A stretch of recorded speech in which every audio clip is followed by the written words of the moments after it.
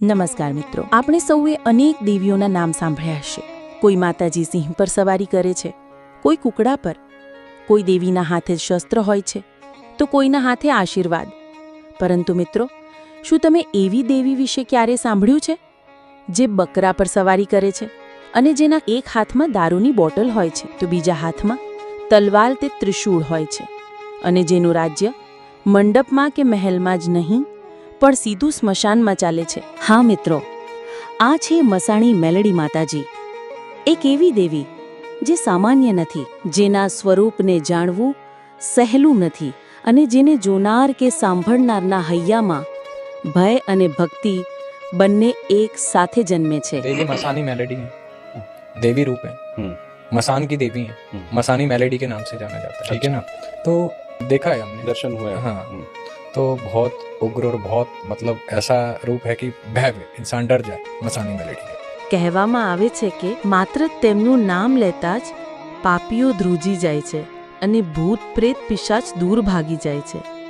અરે ત્યાં પણ ડરથી થરથર કંપવા લાગે છે. પરંતુ સાથે સાથે ભક્તોના જીવનમાં માતાજી રક્ષણની ઢાલ બનીને ઊભી પણ રહે છે. મિત્રો, સવાલ અહીં ઊભો થાય છે, આ દેવી કોણ છે? તેમના નામનો શું અર્થ થાય છે? તેમનું સ્વરૂપ આટલું અનોખું કેમ છે? તેમને મસાણી મેલડી કેમ કહેવામાં આવે છે? અને જ્યારે આ દેવીનો પ્રકોપ કોઈ પર થાય છે અથવા તો તેમનું તંત્ર કોઈ વ્યક્તિ પર કરવામાં આવે છે, ત્યારે એ વ્યક્તિ કઈ પીડાઓ અનુભવે છે અને કયા લક્ષણો દેખાય છે અને દુઃખમાંથી છુટકારો મેળવવા કયા ઉપાયો કરવામાં આવે છે, આ બધું જ આજે આપણે સમજવાના છીએ. એવી રહસ્યમય હકીકતો જે ઘણીવાર ભુવા ભક્તો પણ ખુલ્લેઆમ નથી કહેતા. તો મિત્રો, તૈયાર રહો મસાણી મેલડી માતાજીના આ અજાણ્યા રહસ્યોને જાણવા માટે, જે માત્ર કથા કે વાર્તા નથી પણ કળિયુગની સત્ય હકીકત છે. મિત્રો, મસાણી મેલડી એટલે કે મસાણની દેવી એટલે કે સ્મશાનની દેવી. સ્મશાનનું નામ સાંભળતા જ આપણા હૃદયમાં એક અજીબ ભય ઊભો થાય છે, કારણ કે સ્મશાન માત્ર એક જગ્યા નથી, એ છે વ્યક્તિની અંતિમ ક્રિયાનું સ્થાન અને ક્ષેત્ર, જ્યાં મનુષ્યનો શરીરનો અંત થાય છે અને રહસ્યોની શરૂઆત થાય છે. કહેવાય છે કે દુનિયામાં અનેક પ્રકારના સ્મશાન છે. ક્યાંક ગજરપ્યું સ્મશાન, ક્યાંક તેલિયું સ્મશાન, ક્યાંક કાળિયું સૂકુપી ભૂતિયા સ્મશાન. દરેક સ્મશાનની પોતાની એક અલગ શક્તિ હોય છે અને એ સ્મશાનોની અધિષ્ઠાત્રી દેવી મસાણી મેલડી માતાજી છે. પરંતુ મિત્રો, મસાણી મેલડીનો પ્રભાવ ફક્ત સ્મશાન પૂરતો નથી. આ દેવી સીધા જ મન અને મગજ સાથે સંકળાયેલી છે. કહેવાય છે કે જ્યારે કોઈ વ્યક્તિ તેમના કોપમાં આવે છે ત્યારે તેનું મન બેચેન થઈ જાય છે. અનર્થક ગુસ્સો, ખોટા વિચારો અને ક્યારેક તો મગજ જ કામ કરવું બંધ કરી દે છે. એવું લાગે છે જાણે અંદરથી જ કોઈ અજાણી શક્તિ આત્માને કચડી રહી હોય. તંત્રશાસ્ત્રોમાં લખ્યું છે કે સ્મશાનમાં એક નહીં, બે નહીં, પરંતુ પૂરી 256 મસાણીઓ વસે છે. પરંતુ મિત્રો, એ બધામાં સર્વોપરી સૌથી મુખ્ય અને ભયંકર સ્વરૂપ છે મસાણી મેલડી માતાજીનું. કહેવાય છે કે સ્મશાનમાં મસાણી મેલડી સૌથી આગળ ઊભી હોય છે અને આખું સ્મશાન તેમની પાછળ ઊભું હોય છે અને બધી મસાણીઓ તેમના આદેશમાં ચાલે છે. एक क्षेत्र को बोला जाता है, मसानी उसके अंदर रहने वाली देवियों को, देवी की सेविकाओं को बोला जाता है. 256 प्रकार की मसानियों का वर्णन तंत्र शास्त्र में किया गया है. लेकिन मसानियों का वर्णन क्या होता है कि जो आपके मानस मस हानि ही कि आपके जो मानस के जो रूप है उसको हानि ही पहुंचा दे, वो किसी प्रकार से रहना दे, मस हानि ही कि मांस की जो है हानि कर दे, अर्थात मीमांसा, मनुष्य का जो है मनुष्य ना रहने दे, उसके पूरी शरीर को खत्म कर दे, उसको बोला जाता है मसानी. મિત્રો, હવે આપણે સમજીએ કે જો ઘરમાં મસાણી મેલડી માતાજીનું દુઃખ હોય અથવા કોઈ તાંત્રિક વિધિ દ્વારા કોઈએ માતાજી મૂકી હોય અથવા તમે જે જમીન કે ભૂમિમાં રહેતા હો ત્યાં માતાજીનો વાસ હોય તો તેના લક્ષણો કેવી રીતે દેખાય છે. સૌથી પહેલા આગ લાગવાની ઘટનાઓ. માતાજીનો ફોટો અચાનક સળગી જવો, મઢમાં આગ લાગી જવી, ભલે પછી એ તમારી કુળદેવીનું જ મંદિર કેમ ન હોય, અથવા માતાજીની ચૂંદડી જાતે જ સળગી જવી, અથવા તો માતાજીના દીવામાંથી સળગતી દિવેટ કોઈ ઉંદર દ્વારા ખેંચી જવી અને ઘરમાં આગ લાગવી. એવું બને તો સમજી લો મિત્રો આ મસાણી મેલડી માતાજીનો પ્રથમ સંકેત છે કે માતાજીનું ઘરમાં દુઃખ શરૂ થઈ ગયું છે. બીજું લક્ષણ, ઘરમાં પંખો પડવાની બીક. ક્યારેક છત પરથી પંખો બીજું કોઈ નીચે પડી જાય અથવા વારંવાર એવું થવાની આશંકા થાય તો એ ઘટના પણ માતાજીના દુઃખ તરફ ઇશારો કરે છે. ત્રીજું લક્ષણ, જ્યારે ભાઈઓ ભેગા થઈને માતાજીના મઢમાં નૈવેદ્ય કરવા બેસે અથવા માતાજીનો તહેવાર મનાવવા તૈયાર થાય કે પછી માતાજીની રજા લેવા બેસે અને એ જ સમયે ઝઘડો થાય, કંકાસ ફાટી નીકળે, તો મિત્રો એ પણ મસાણી મેલડી માતાજીનો જ સંકેત છે. હવે ચોથું અને સૌથી ગંભીર લક્ષણ, ઘરમાં જમતી વખતે વારંવાર ઝઘડા થવા માંડે. ઘરના સભ્યો એકબીજા સામે ઊભા થઈ જાય, કોઈના પર કેસ કબાડા ચડવા લાગે, કોઈને કેન્સર જેવી બીમારીઓ પકડી લે, કોઈ દારૂના રવાડે ચડી જાય, ક્યારેક તો ઘરમાંથી કે શરીરમાંથી એકદમ ખરાબ અને ગંદી દુર્ગંધ આવવા લાગે. આ બધા સંકેતો સ્પષ્ટ કહે છે ઘરમાં મસાણી મેલડી માતાજીનું દુઃખ છે. પરંતુ મિત્રો, સૌથી ભયાનક તો ત્યારે બને છે જ્યારે કોઈ તાંત્રિક મસાણી મેલડીના શબ્દો કે તંત્ર દ્વારા મારણ પ્રયોગ કરે છે. એવામાં માતાજી કાં તો સીધું જ સામેવાળા વ્યક્તિને મારી નાખે છે અથવા તેને પાગલ બનાવી દે છે, અને એવો પાગલ કે જે ગંદકી અને પલીતો ખાવા લાગે છે અને માનવમાંથી માનવ તજ ખોવાઈ જાય છે.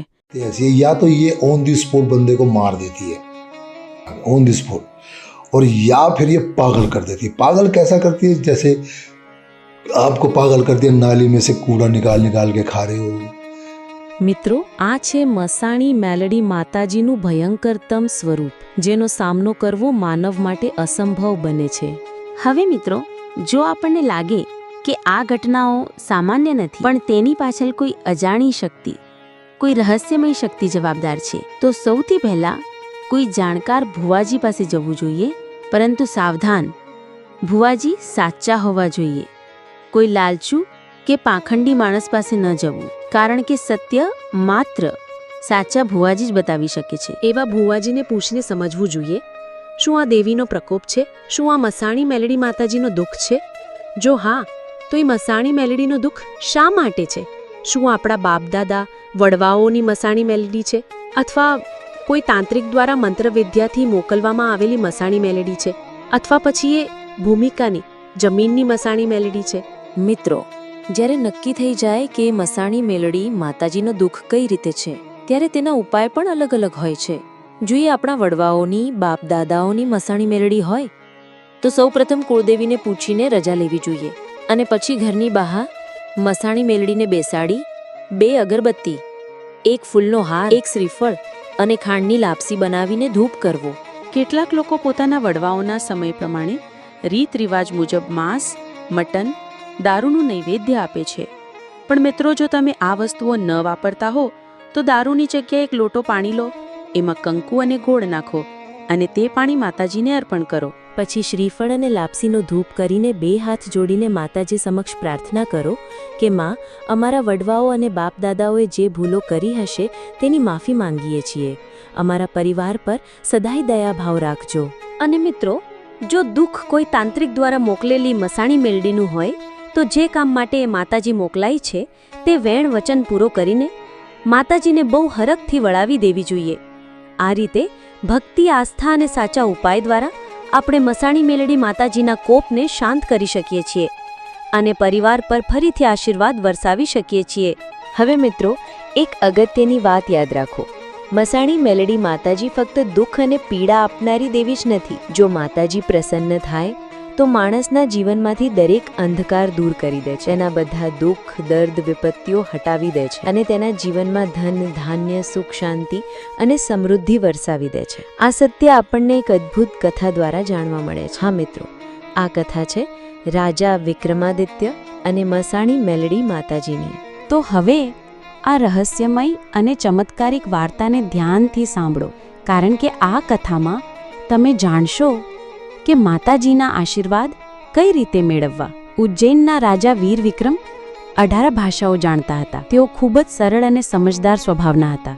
એક દિવસ રાજાએ વિચાર્યું કે તેમણે યોગ સિદ્ધિ મંત્ર શીખવું જોઈએ. તેથી એક રાત્રે તેઓ પોતાનો રાજ્ય છોડીને કામરૂપ દેશની યાત્રા કરવા માટે એકલા નીકળ્યા. ત્યાં ભયંકર જંગલમાં એક તપસ્વી બાબા વાડીના ધ્યાનમાં હતા. રાજા વિક્રમાદિત્ય ત્યાં પહોંચ્યા અને મોટા અવાજે બોલ્યા, અલખ નિરંજન.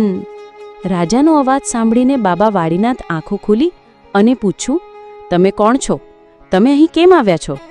પછી રાજાએ કહ્યું, બાબા, હું ઉજ્જૈનનો રાજા વિક્રમાદિત્ય છું. હું યોગ સિદ્ધિ મંત્ર શીખવા આવ્યો છું. આ સાંભળીને બાબાએ મંત્ર શીખવાનું કારણ પૂછ્યું. રાજાએ કહ્યું, હું મારી પ્રજાના કલ્યાણ માટે આ મંત્ર શીખવા માંગુ છું. આ સાંભળીને બાબા મંત્ર શીખવા માટે સંમત થયા, પરંતુ એક શરત રાખી. શરત એ હતી કે 14ની રાત્રે રાજાએ પૂતળી વાવમાંથી એક ઘડો પાણી ભરીને લાવવો પડશે. જો તે આ કાર્ય કરી શકશે તો જ તેમને મંત્ર શીખવાડવામાં આવશે. થોડા દિવસો પછી કાળી 14ની રાત આવી. રાજા પૂતળી વાવ પહોંચ્યા અને હાથમાં ઘડો લઈને સીડીઓ ઉતરવા લાગ્યા. લગભગ 50 સીડીઓ ઉતરતાની સાથે જ ત્યાં સૂતા બધા ભૂત જાગી ગયા. ચારે બાજુથી ભયાનક અવાજો આવવા લાગ્યા. રાજા, અમે તમને ખાઈશું, અમે તમને ખાઈશું. આ પહેલા ઘણા રાજાઓ પાણી લેવા આવ્યા હતા, પરંતુ કોઈ જીવતું પાછું ફર્યું નહીં. વાવની અંદર લગભગ 1200 ભૂત રહેતા હતા, જે દરેક આવનાર રાજાને પોતાના જેવો બનાવવા માંગતા હતા. રાજાએ જોયું કે સીડીઓ ઉપર ઘણા ભૂત હતા. જ્યારે તેઓ ઉપર જવાનો પ્રયાસ કરતા ત્યારે તેઓ હલનચલન પણ કરી શકતા ન હતા. ભૂતોએ હસીને કહ્યું, કોઈ રાજા અહીંથી પાછું ફરી શક્યો નથી, તમે પણ જઈ શકશો નહીં. રાજાને એવું લાગ્યું કે જાણે મૃત્યુ તેની સામે ઊભું છે. તેણે પોતાની કુળદેવી હર્ષસિદ્ધિ માતાને યાદ કરી. માતા પ્રગટ થઈ અને કહ્યું, રાજા, તમે અહીં કેમ આવ્યા છો? રાજાની બધી વાતો સાંભળ્યા પછી માતાએ કહ્યું, જો તમે મને પૂછ્યું હોત તો હું તમને મંત્ર શીખવત, પરંતુ હવે હું તમને મદદ કરી શકતો નથી. આટલું કહીને માતા અદૃશ્ય થઈ ગઈ. કુળદેવીએ મદદ કરવાનો ઇનકાર કર્યો. તેથી રાજાનો ભય વધુ વધી ગયો. રાજાએ 64 યોગિનીઓનો મંત્ર બોલ્યો, જે તેણે શીખ્યો હતો. 64 યોગિનીઓ દેખાયા, પરંતુ તેઓએ પણ મદદ કરવાનો ઇનકાર કર્યો અને અદૃશ્ય થઈ ગયા. હવે જ્યારે કોઈ મદદ કરી રહ્યું ન હતું ત્યારે રાજાએ કહ્યું, શું આ કામરૂપ દેશમાં જે કોઈ દેવતા કે પીર પૈગંબર છે જે મને અહીંથી જીવતો બહાર કાઢી શકે, તો હું તમે જે કહો તે કરવા તૈયાર છું. હું રાજા વીર વિક્રમ તમને આ વચન આપું છું. રાજાનો અવાજ કોઈએ બીજાએ તો સાંભળ્યો નહીં, પણ માખણીયા ડુંગરની મસાણી મેલડી માતાએ તેમનો પોકાર સાંભળ્યો. મસાણી મેલડી દેખાઈ. માતાના પગમાં જાજર વાગતાની સાથે જ બધા ભૂતપ્રેત ભાગી ગયા. રાજાએ દેવીને તેમની રક્ષા માટે પ્રાર્થના કરી. દેવીએ રાજાને વાવમાંથી સુરક્ષિત બહાર કાઢ્યો. બહાર આવતાની સાથે જ રાજાએ પ્રણામ કર્યા અને કહ્યું, માતાજી, હું તમારા માટે શું કરી શકું? દેવીએ કહ્યું, હું મસાણી મેલડી છું, મને તમારું કાળજું નૈવેદ્ય રૂપે તરીકે જોઈએ છે. આ સાંભળીને રાજાએ પોતાનો ખંજર કાઢ્યો અને કાળજું કાઢવા જતો હતો, પરંતુ દેવીએ તેને રોક્યો. તેણીને કહ્યું, નાર વિક્રમ, આજે નહીં, 1 વર્ષ પછી ગઢ રૂખ્યા સ્મશાન ગૃહ આવજે, પછી હું તમારું કાળજું લઈશ. રાજાએ કહ્યું, માં, જેવી તમારી ઈચ્છા. અને તે પોતાના રાજ્યમાં પાછો ફર્યો. સમય પસાર થયો ગયો. 1 વર્ષ પછી કાળી 14ની રાત આવી. રાજા વિક્રમાદિત્ય ખંજર લઈને ઉજ્જૈનના ભવારી બજાર તરફ ગયા. ધીમે ધીમે તે ઉજ્જૈનના પૂર્વ દરવાજા પાસે પહોંચ્યા. ત્યાં 4 યોગિનીઓ ખપર લઈને આવી રહી હતી. તેમને જોઈને રાજા વિક્રમે કહ્યું, હે યોગમાયા, તમે કોણ છો અને તમે ક્યાં જઈ રહ્યા છો? યોગિનીઓએ કહ્યું, વિક્રમ, અમે ખપરધારી યોગિનીઓ છીએ. અમે તમારા ઉજ્જૈન શહેરમાં જઈ રહ્યા છીએ. ભવારી બજારમાં 7મા માળે સિયાવન સયાન નામની એક સ્ત્રી અમારા મંત્રનો જાપ કરી રહી છે. અમે આ ખોપરી ત્યાં રાખીશું. પછી આવતા 6 મહિનામાં તમારું ઉજ્જૈન શહેર મૃતદેહોથી ભરાઈ જશે. તમારું ઉજ્જૈન જીવંત સ્મશાન બની જશે. આ સાંભળીને રાજા વિક્રમાદિત્ય ખૂબ જ દુઃખી થયા. મનમાં તેમને માતા મેલડી યાદ આવી અને કહ્યું, હે ખપર યોગિનીઓ, જો તમે અહીંથી એક ડગલું પણ આગળ વધો તો હું માતા મેલડીના સોગંદ આપું છું. તરત જ 4 યોગિનીઓ પથ્થરની મૂર્તિમાં ફેરવાઈ ગઈ. આ પછી રાજા ગઢ રૂખિયા સ્મશાનમાં પહોંચ્યા. કાળ ભૈરવ અને મા કાલી સ્મશાનની શરૂઆતમાં બેઠા હતા. મા કાલી જાણતી હતી કે રાજા વિક્રમાદિત્ય મસાણી મેલડીને પોતાનું કાળજું અર્પણ કરવાના છે, અને જો કાળજું જમીન પર પડી જશે તો મા નૈવેદ્ય સ્વીકારશે નહીં અને રાજા મૃત્યુ પામશે. તેથી તેમણે કાળભૈરવને રાજાની પાછળ એક માણસના વેશમાં મોકલ્યો અને કહ્યું, જાઓ કાળભૈરવ રાજા, જ્યારે કાળજુ બહાર કાઢે ત્યારે તમે કાળજુ પકડીને માં મેલડીને અર્પણ કરજો. તે જ સમયે વિક્રમાદિત્યની રાણી ચંદ્રાવતીને શંકા ગઈ. રાણી વિચારવા લાગી કે કાળી ચૌદસની રાત્રે મારા પતિ ક્યાં જઈ રહ્યા છે. તે જાણવા રાણીએ પુરુષનો વેશ ધારણ કર્યો અને ઘોડા પર સવાર થઈને રાજાની પાછળ ગઈ. ઘોડો શિપ્રા નદીના પાણીને સ્પર્શતા જ બાબા વાલીનાથ બહાર આવ્યા અને 3 મંત્રનો જાપ કરી 1 અંજલી પાણી તેમના ઉપર છોંટ્યું તો તરત જ ઘોડા સહિત રાણી પથ્થરની મૂર્તિમાં ફેરવાઈ ગઈ. બીજી બાજુ રાજા વિક્રમાદિત્ય સ્મશાનમાં પહોંચ્યા. મસાણી મેલડી માતા સામેથી આવી રહી હતી. તેમના વાળ ખુલ્લા હતા. તેમના મુખમાંથી લોહી ટપકતું હતું, જાણે કોઈને ખાઈને આવી રહી હોય. માતાના એક હાથમાં છરી અને બીજા હાથમાં ખોપરી હતી. માતાએ હસતા હસતા કહ્યું, હે રાજા વિક્રમ, મારું નૈવેદ્ય લાવો. રાજાએ ખંજર કાઢ્યો અને પોતાના શરીરમાં ઘા કર્યો. કાળજુ બહાર આવ્યું અને વિક્રમાદિત્ય જમીન પર ઢળી પડ્યા. તરત જ કાળભૈરવે કાળજુ પકડી લીધું. માતાએ પૂછ્યું, તમે કોણ છો? કાળભૈરવે કહ્યું, મને માફ કરો, હું કાળભૈરવ છું. માં કાલીએ મને કાળજુ પકડી રાખવા મોકલ્યો જેથી તે પડી ન જાય અને તમે નૈવેદ્ય સ્વીકારો. માતાએ નૈવેદ્ય સ્વીકાર્યો અને કહ્યું, હવે જાઓ અને આ કાળજુ રાજાના શરીરમાં મૂકો. જ્યારે કાળભૈરવે કાળજુ રાજાના શરીરમાં મૂક્યું અને રાજા તરત જ જીવતો થઈ ગયો. રાજા માતાના પગે પડ્યો અને કહ્યું, માતા, કૃપા કરીને મારા રાજ્યમાં આવો. માતાએ કહ્યું, હે વિક્રમ, ખડુના લાકડામાંથી એક લાકડી બનાવો, ડાક અને ડમરૂ વગાડીને મારું સ્વાગત કરો. પછી તે લાકડી તમારા મહેલમાં સોનાના સિંહાસન પર રાખો અને જો અચાનક તમને કુમકુમના પગલાના નિશાન દેખાય તો સમજવું કે હું પોતે આવી છું. આ મારું વચન છે. જ્યારે રાજા મહેલમાં પાછો ફર્યો ત્યારે રાણી મહેલમાં હતી નહીં. રાજા ચિંતિત થઈ ગયા અને માં મેલડીને યાદ કરવા લાગ્યા. તરત જ માં મેલડી રાજાના વેશમાં બાબા વાલીનાથ પાસે પહોંચી. ત્યાં પહોંચીને તેમણે ગર્જના કરી, વાલીનાથ, બહાર આવો. બાબા બહાર આવ્યા અને તેમના હાથની હથેળીમાંથી પાણી છાંટ્યું. માતાનું સ્વરૂપ બદલાઈ ગયું અને તે કાળી નાગણીમાં ફેરવાઈ ગઈ અને બાબાના પગની આસપાસ લપેટાઈ ગઈ. બાબા આશ્ચર્યચકિત થઈ ડરી ગયા અને કહ્યું, હે દેવી, મેં ભૂલ કરી, મને માફ કરો. તમે કોણ છો? માતાએ કહ્યું, હું મસાણી મેલડી છું. રાણી ચંદ્રાવતીને આ પથ્થરના બંધનમાંથી મુક્ત કરો. બાબાએ પાણી છાંટ્યું અને રાણી તેના મૂળ સ્વરૂપમાં પાછી આવી. તે મહેલમાં પાછી ફરી અને રાજાની માફી માંગી. બીજા દિવસે સવારે ડાક અને ડમરૂ વગાડીને માતાનું સ્વાગત કરવામાં આવ્યું. ખડુની લાકડી સિંહાસન પર મૂકવામાં આવી અને પછી કુમકુમના પગલાના નિશાન ત્યાં દેખાયા. માં મેલડીએ ઉજ્જૈનમાં પોતાનું સ્થાન ગ્રહણ કર્યું. આ પછી રાજાએ સિયાવન સાયણને પકડીને સજા કરી અને 4 યોગિનીઓ અદૃશ્ય થઈ ગઈ. આ પછી રાજા વિક્રમાદિત્યએ મસારી મેલડી માતાની ઉગ્ર સેવા અને સાધના કરી. તેમની ભક્તિથી પ્રસન્ન થઈને માતાએ તેમને દુર્લભ જ્ઞાન અને શક્તિશાળી માતૃશક્તિનો આશીર્વાદ આપ્યો. આ વરદાનના બળ પર રાજા વિક્રમાદિત્યે તંત્રવિદ્યામાં અનોખી સિદ્ધિ પ્રાપ્ત કરી અને તે જ શક્તિનો ઉપયોગ કરીને તેમણે પોતાના સામ્રાજ્યનું રક્ષણ કર્યું. આ ભવ્ય વાર્તાનો ઉલ્લેખ ગુજરાત, મધ્યપ્રદેશ અને રાજસ્થાનની ઘણી લોકકથાઓમાં જોવા મળે છે, જ્યાં માતા મસાણી દેવી અથવા મસાણી મેલડી માતાને રાજા વિક્રમાદિત્યની સાથે રક્ષક દેવી તરીકે પૂજાય છે. અને આ રીતે ઉજ્જૈન શહેરથી શરૂ કરીને તેમણે સમગ્ર એશિયામાં પોતાનું સામ્રાજ્ય સ્થાપિત કર્યું અને રાજા વિક્રમાદિત્ય બન્યા. ચક્રવર્તી સમ્રાટ રાજા વીર વિક્રમાદિત્ય ભારતના મહાન રાજા હતા. તો મિત્રો, સ્મશાનના રાજ સિંહાસન પર વિરાજમાન એવી મસાણી મેલડી માતાજીની આ રહસ્યમય જાણકારી અને આ અદ્ભુત કથા જો તમને ગમી હોય તો તરત જ આ વિડીયોને લાઈક કરો, તમારા મિત્રો સાથે શેર કરો અને ચેનલને સબસ્ક્રાઇબ કરવાનું ભૂલશો નહીં. અને હા, કોમેન્ટમાં એક જયકારો જરૂરથી લખજો, જય માં મેલડી, જય માં મસાણી મેલડી, જેથી માતાનો પ્રકાશ, માતાની કૃપા અને માતાનો આશીર્વાદ હંમેશા તમારા જીવનમાં વરસતો રહે. જય માતાજી. ધન્યવાદ.